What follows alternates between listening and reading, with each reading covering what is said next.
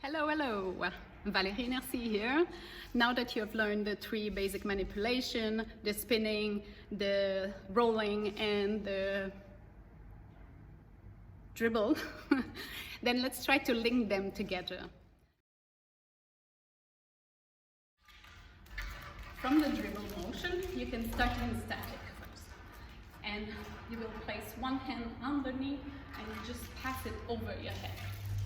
And from there you start rolling it.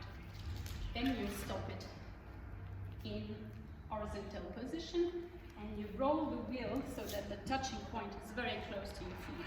Then you let it fall around you. One more time. So from the dribble motion, the left hand underneath the wheel, push it above your head. Roll it, then stop it. Horizontal position, roll it close to your feet, let it go. And together, out, and then in.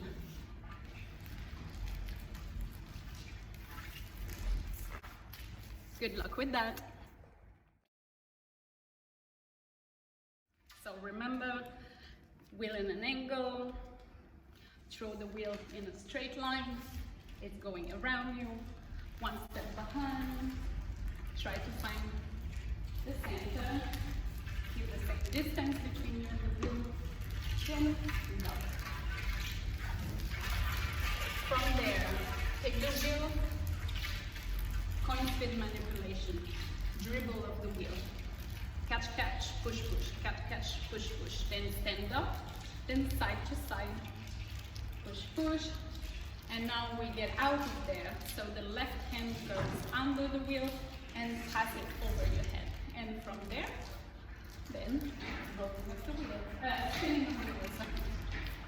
And then try to let it go and see if the rhythm is constant.